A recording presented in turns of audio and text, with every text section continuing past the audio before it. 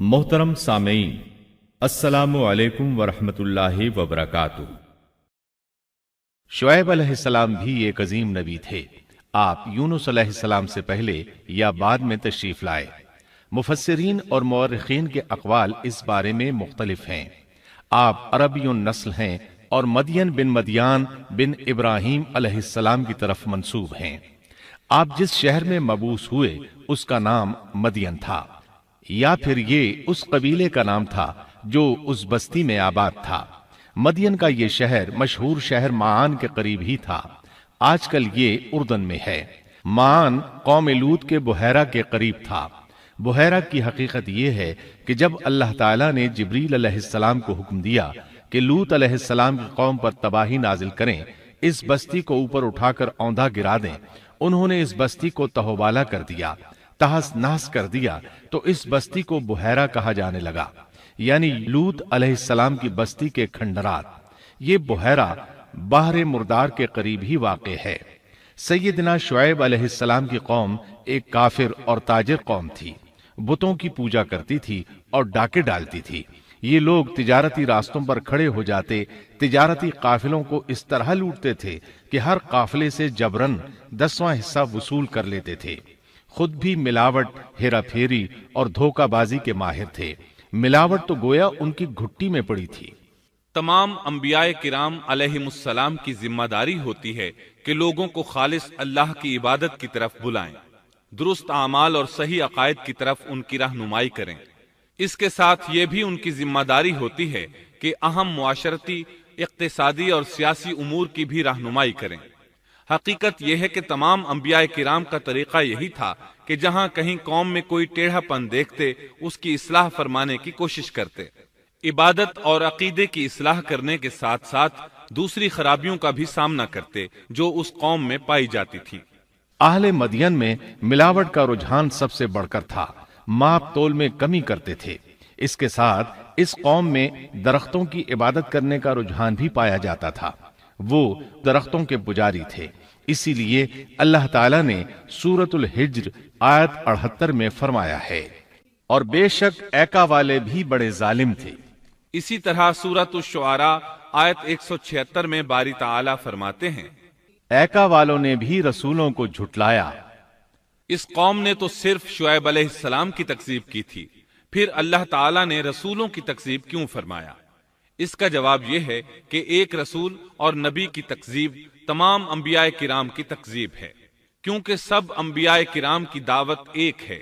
सब के सब एक ही दावत देते रहे हैं, सबका एक ही ऐलान था, तुम अल्लाह की इबादत करो और उसी से डरो और मेरा कहना मानो। ये थी तमाम अंबियाए किराम की दावत। अल्लाह सूरतुल आराफ आयत 59 में फरमाते हैं, तुम अल्लाह की इबादत करो, उसके सिवा तुम्हारा कोई माबूद नहीं। मतलब ये कि तमाम अंबिया की दावत एक ही थी। अब जो आदमी सिर्फ एक नबी को झुटलाता है, उसकी तालीमात से कुफ्र करता है, तो गोया वो सबको झुटलाता है, सभी की तालीमात से इनकार करता है। यही वजह है कि अल्लाह ताला ने फरमाया, ऐका वालों ने रसूलों को झुटलाया, बावजूद इसके कि उन्होंने सिर्फ एक रसूल को झुटलाया था। शुएब अलैहिस्सलाम ने कौम को दावत देनी शुरू की। अल्लाह ताला सूरह आराफ आयत 85 में फरमाते हैं, और हमने मदियन की तरफ उनके भाई शुएब को भेजा। उन्होंने फरमाया, ऐ मेरी कौम, तुम अल्लाह की इबादत करो, उसके सिवा तुम्हारा कोई माबूद नहीं। तुम्हारे पास तुम्हारे परवरदिगार की तरफ से वाज़ेह दलील आ चुकी है। सब के सब अंबियाए किराम मोजज़ात के साथ तशरीफ लाए हैं। अगर मोजज़ात न होते तो लोगों को कैसे पहचान होती कि वो हक पर हैं? मोजज़ात न होते तो हम एक सच्चे नबी और नबुव्वत के झूठे मुद्दई के दरमियान फर्क कैसे कर सकते थे? नबी बरहक तो मोजज़ात लेकर आता है। दुनिया में कोई नबी ऐसा नहीं आया जो मोजज़ात लेकर न आया हो। मोजज़े की तारीफ में उलमा लिखते हैं, मोजज़ा उस खिलाफ आदत अम्र को कहते हैं जो इंसानों की ताकत से बाला हो और उसमें किसी आदमी का अमल दखल न हो, यानी जिसको पेश करने से इंसान आजिज हो। आजिज करने वाली वही चीज होती है जो जमीनी कवानीन और जवाबित के खिलाफ हो। मसलन मुर्दों का जिंदा करना, पहाड़ों को चीर कर ऊंटनी का निकल आना, लाठी का सांप बन जाना, چاند کا 2 ٹکڑے ہونا اور دیگر معجزات۔ مختصر یہ کہ جو نبی دنیا میں تشریف لائے کوئی نہ کوئی معجزہ ضرور ساتھ لائے تاکہ لوگ ان کی سچائی پر ایمان لے آئیں۔ اگر کوئی شخص نبوت کا دعویٰ کرے اور ہاتھ کی صفائی سے کوئی شعبدہ دکھائے تو وہ معجزہ نہیں ہے۔ معجزہ ہونے کے لیے چند شرائط ہیں۔ نمبر 1، وہ کام خلاف عادت ہو، قوانین فطرت کو توڑنے والا ہو۔ نمبر 2، اس کام کو اللہ کسی نبی یا رسول کے ہاتھوں پر ظاہر کرے۔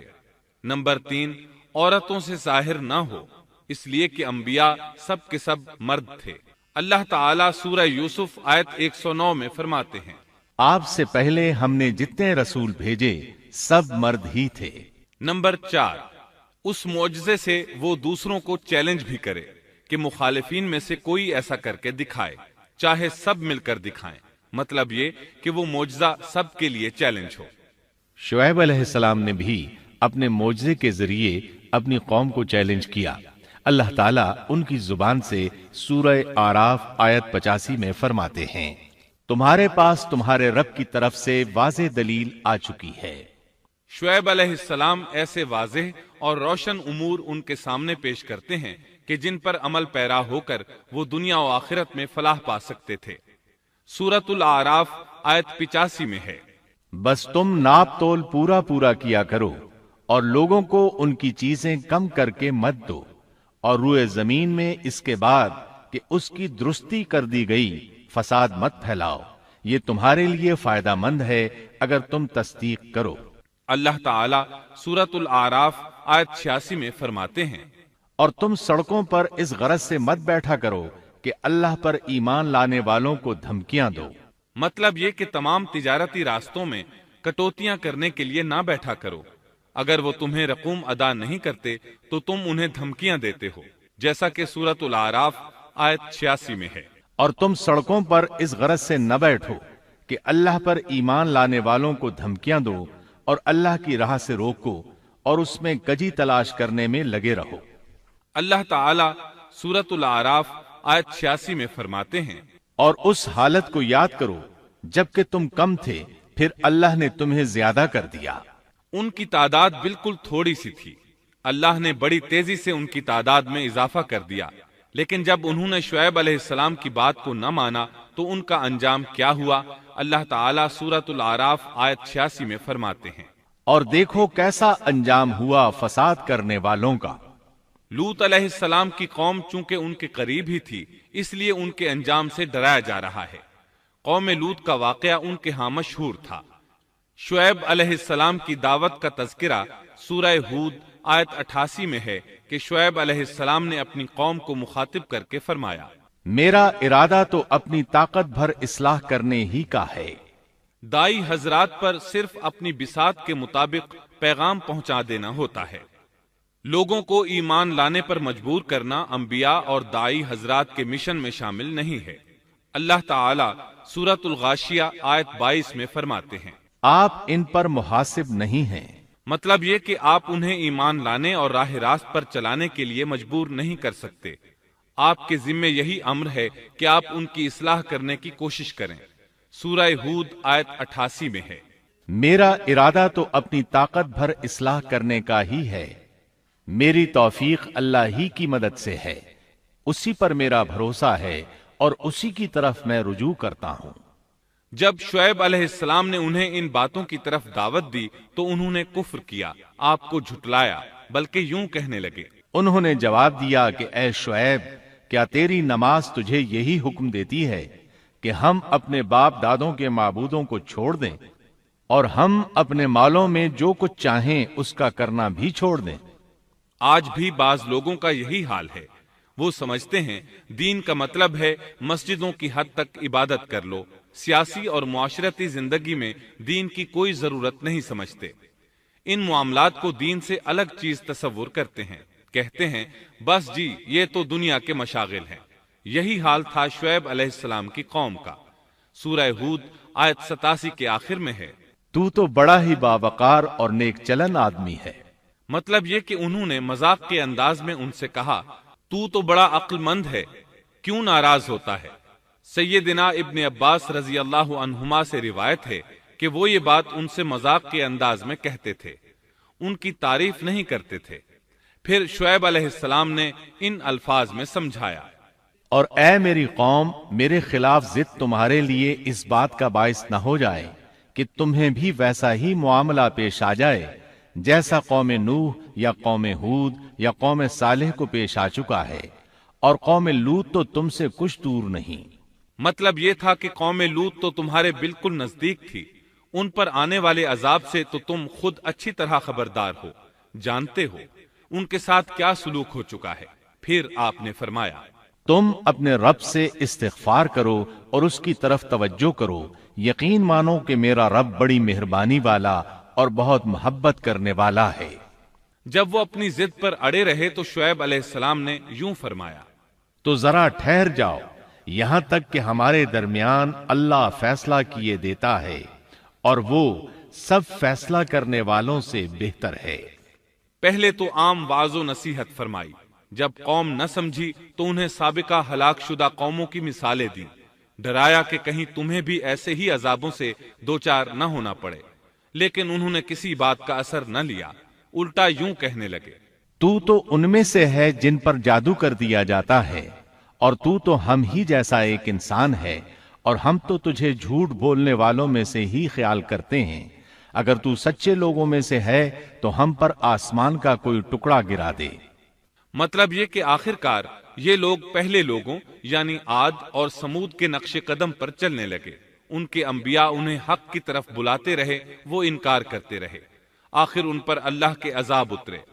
ایسے ہی یہ لوگ بھی شعیب علیہ السلام کو دھمکیاں دینے لگے، ان کے مقابلے پر اتر آئے۔ سورۃ الاعراف آیت 88 میں ہے کہ شعیب علیہ السلام کی قوم کے کافر سرداروں نے ان سے کہا، ان کی قوم کے متکبر سرداروں نے کہا، اے شعیب، ہم آپ کو اور جو آپ کے ہمراہ ایمان والے ہیں انہیں اپنی بستی سے نکال دیں گے، یا یہ کہ تم ہمارے مذہب میں پھر آ جاؤ۔ شعیب نے جواب دیا، کیا ہم تمہارے مذہب میں آ جائیں؟ گو ہم اس کو مکروہ ہی سمجھتے ہوں۔ قوم کے سردار تکبر کرتے ہوئے مزید کہنے لگے کہ اگر تو اپنی دعوت پر اڑا رہا تو ہم تجھے مدین سے نکال دیں گے۔ جواب میں شعیب علیہ السلام نے کہا، اگر عذاب سے بچنا ہے تو میری بات مان لو۔ انہوں نے نہ صرف آپ کی بات ماننے سے انکار کر دیا بلکہ ان کا مذاق بھی اڑانے لگے۔ شعیب علیہ السلام نے انہیں پھر سمجھایا تو وہ بولے، اے شعیب، تیری اکثر باتیں تو ہماری سمجھ ہی میں نہیں آتی، اور ہم تو تجھے اپنے اندر بہت کمزور پاتے ہیں۔ اگر تیرے قبیلے کا خیال نہ ہوتا تو ہم تجھے سنسار کر دیتے، اور ہم پر تمہارا دباؤ تو ہے ہی نہیں۔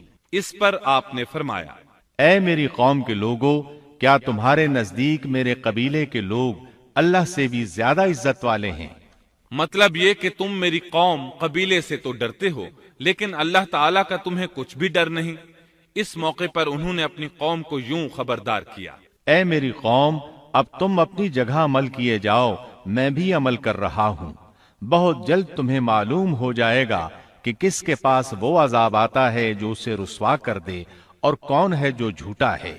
تم بھی انتظار کرو، میں بھی تمہارے ساتھ انتظار کرتا ہوں۔ پھر آپ نے دعا فرمائی، اے اللہ، میرے اور میری قوم کے درمیان فیصلہ کر دے۔ ادھر قوم کے لوگ انہیں بستی سے نکالنے اور سنسار کرنے کی دھمکیاں دینے لگے۔ آپ کی دعا کے الفاظ سورہ اعراف آیت 99 میں آئے ہیں، اے ہمارے پروردگار، ہمارے اور ہماری قوم کے درمیان حق کے موافق فیصلہ کر دے، اور تو سب سے اچھا فیصلہ کرنے والا ہے۔ آخرکار فیصلے کی گھڑی آ پہنچی۔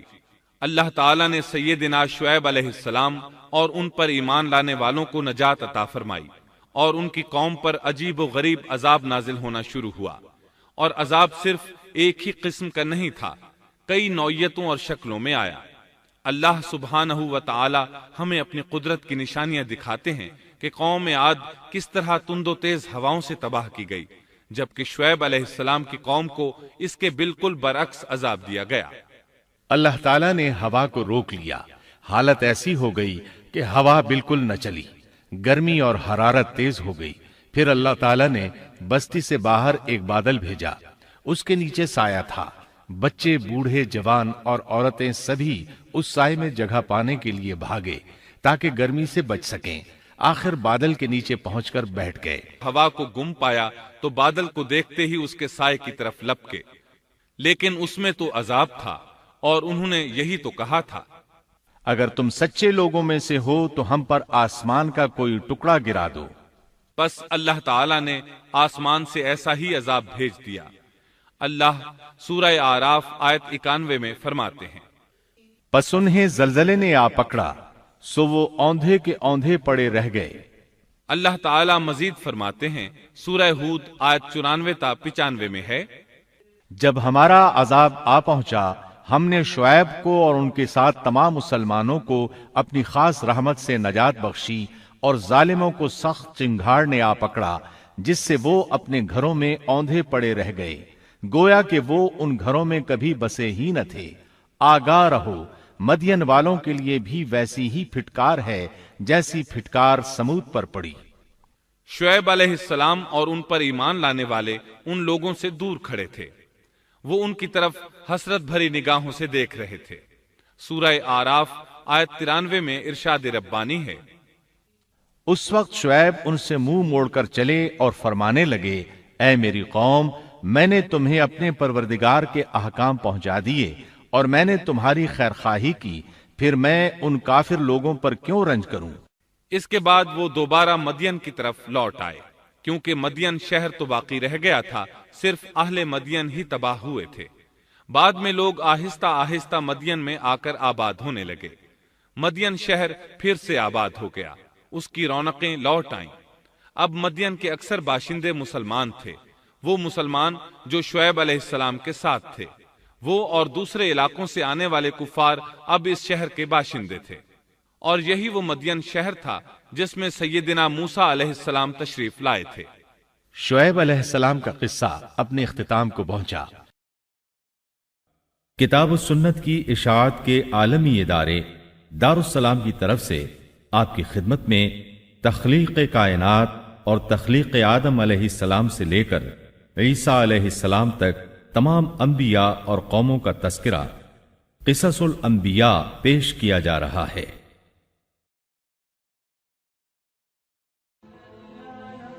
Thanks for watching.